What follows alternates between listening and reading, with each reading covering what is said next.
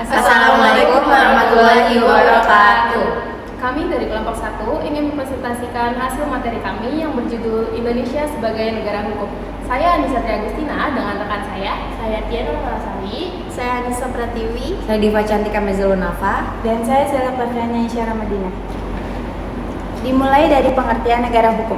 Negara hukum adalah negara yang seluruh penyelenggaraan kekuasaannya didasarkan pada hukum, sehingga pemerintah dan warga negara wajib tunduk pada hukum demi terciptanya keadilan, ketertiban, dan perlindungan HAM. Menurut dua para ahli, yang pertama, Afidisei menekankan supremasi hukum, persamaan di depan hukum, dan perlindungan hak individu. Ahli yang kedua, F.J. Stahl, negara hukum ditandai dengan perlindungan HAM, pembagian kekuasaan, pemerintahan berdasarkan undang-undang, dan peradilan yang bebas. Selain itu, negara hukum bertujuan untuk yang pertama menjamin keadilan dan kepastian hukum, kedua melindungi hak asasi manusia, dan terakhir mencegah penyalahgunaan kekuasaan. Pada dasarnya, hukum menjadi dasar tertinggi dalam penyelenggaraan negara. Selanjutnya, dasar hukum Indonesia sebagai negara hukum. Ada 5 dasar. Yang pertama, Pasal 1 Ayat 3 UUD 1945 yang berbunyi, negara Indonesia adalah negara hukum. Yang kedua, pembukaan UUD 1945 memuat tujuan nasional Indonesia. Yang ketiga, Pancasila sebagai sumber dari segala sumber hukum. Yang keempat, Pasal 27 Ayat 1 UUD 1945 menjamin persamaan kedudukan warga negara di depan hukum. Yang terakhir, kelima, Pasal 28A sampai 28J UUD 1945 mengatur hak asasi manusia. Selanjutnya dilanjutkan oleh rekan saya Anissa Tri Agustina. Selanjutnya, tujuan negara hukum. Yang pertama, melindungi hak asasi manusia sebagai warga negara. Yang kedua, menjamin kepastian, keadilan, dan kemanfaatan hukum. Yang ketiga, membatasi kekuasaan agar pemerintah tidak bertindak sewenang-wenang. Keempat, mewujudkan ketertiban dan kepastian umum berdasarkan hukum.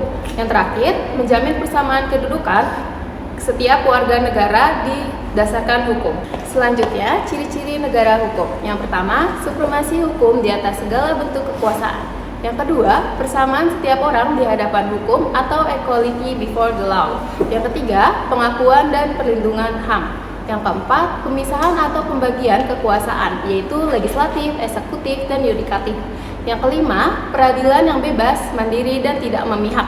Yang keenam, asas legalitas, setiap tindakan pemerintah harus berdasarkan hukum yang berlaku. Selanjutnya akan dilanjutkan dengan rekan saya. Jaminan hak asasi manusia. Jaminan hak asasi manusia atau HAM adalah perlindungan terhadap hak-hak dasar yang dimiliki setiap manusia sejak lahir dan wajib dihormati oleh negara. Contoh jaminan HAM itu ada hak hidup dan mempertahankan kehidupan, yang kedua hak memperoleh pendidikan, yang ketiga hak beragama dan beribadah, yang keempat hak menyampaikan pendapat, yang terakhir hak mendapatkan perlakuan yang sama di depan hukum. Lalu ada dasar hukumnya, yang pertama itu UUD 1945 pasal 28A sampai 28J, dan yang kedua ada Undang-Undang Nomor 39 Tahun 1999 tentang HAM. Lalu ada unsur-unsur negara hukum. Yang pertama itu supremasi hukum atau hukum sebagai kekuasaan tertinggi. Yang kedua persamaan di depan hukum atau equality before the law. Yang ketiga jaminan dan perlindungan HAM. Yang keempat adanya peradilan yang bebas dan tidak memihak. Yang kelima, pemerintah menjalankan kekuasaan berdasarkan hukum. Dan yang terakhir adanya pembagian atau pemisahan kekuasaan. Slide berikutnya akan dilanjutkan oleh rekan saya. Pada slide ini kita menjelaskan tentang Indonesia sebagai negara hukum yang berlandaskan nilai-nilai Pancasila. Yang pertama, kita harus tahu pengertiannya. Indonesia adalah negara hukum yang berlandaskan Pancasila sebagai dasar negara dan sumber dari segala sumber hukum. Ditegaskan pada pasal 1 ayat 3 di Undang-Undang Dasar Negara Republik Indonesia tahun 1945 menyatakan bahwa Indonesia adalah negara hukum. Nah, jadi Pancasila sebagai negara hukum itu menjadi landasan filosofi dalam pembentukan dan pelaksanaan hukum di Indonesia. Di pasal 2 Undang-Undang Nomor 12 tahun 2011 tentang pembentukan peraturan perundang-undangan itu berbunyi bahwa Pancasila merupakan segala sumber hukum negara. Pada slide berikutnya yaitu hubungan Pancasila dengan negara hukum.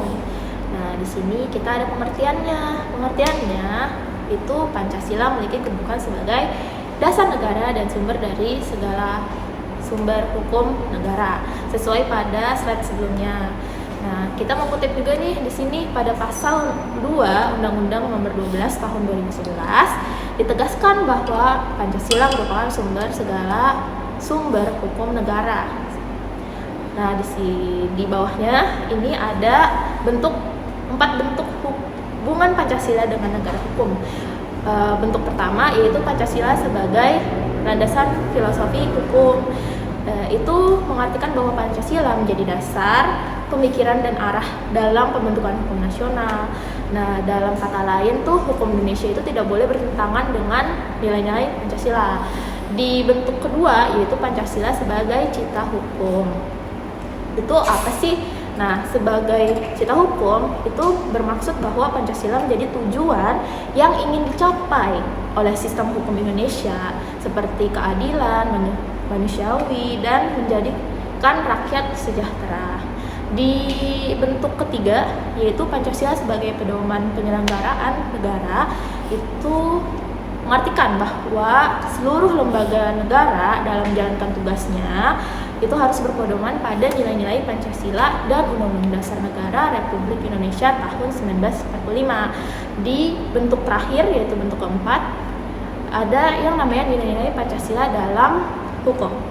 Nah, pada sila pertama itu menjelaskan bahwa sila pertama itu menjamin kebebasan beragama dan beribadah. Di sila kedua itu melindungi hak asasi manusia atau HAM. Pada sila ketiga itu menjaga keutuhan bangsa dan kesatuan hukum nasional, jadi nasionalis. Dan pada sila keempat mendorong demokrasi dan musyawarah dalam pengambilan keputusan. Pada sila kelima, sila terakhir itu mewujudkan keadilan dan kesejahteraan bagi seluruh rakyat Indonesia. Jadi jelas ya guys. Slide selanjutnya akan dilanjutkan oleh rekan saya. Selanjutnya ada lembaga penegak hukum di Indonesia. Yang pertama yaitu ada Kepolisian Negara Republik Indonesia atau Polri, yaitu bertugas menjaga keamanan dan penegakan hukum. Yang kedua, Kejaksaan Republik Indonesia, yaitu bertugas melakukan penuntutan terhadap pelaku tindak pidana. Yang ketiga ada Mahkamah Agung atau MA, yaitu lembaga peradilan tertinggi yang mengawasi jalannya peradilan. Lalu ada yang keempat yaitu Mahkamah Konstitusi atau MK, yaitu memuji undang-undang terhadap UUD 1945 dan menyelesaikan sengketa konstitusi. Yang kelima yaitu ada Komisi Pemberantasan Korupsi atau KPK, yaitu bertugas memberantas tindak pidana korupsi. Dan yang terakhir yaitu Komisi Yudisial atau KY, yaitu menjaga kehormatan dan perilaku hakim. Selanjutnya ada contoh penerapan negara hukum. Yang pertama, penindakan pelanggaran lalu lintas oleh polisi. Yang kedua, proses pengadilan terhadap pelaku tindak pidana. Yang ketiga, pelaksanaan pemilu sesuai peraturan perundang-undangan. Yang keempat, penyelesaian sengketa melalui jalur hukum. Yang kelima, penindakan kasus korupsi oleh KPK. Yang keenam, pengujian undang-undang oleh Mahkamah Konstitusi. Dan yang terakhir, yang ketujuh, yaitu perlindungan HAM melalui lembaga negara yang berwenang. Selanjutnya akan dilanjutkan oleh rekan saya. Selanjutnya ada 6 tantangan negara hukum di Indonesia. Yang pertama, korupsi yang masih terjadi. Yang kedua, penegakan hukum belum optimal dan belum sepenuhnya adil. Yang ketiga, kesadaran hukum masyarakat yang masih rendah. Yang keempat, intervensi politik terhadap lembaga hukum. Yang kelima, perkembangan kejahatan cyber yang semakin kompleks.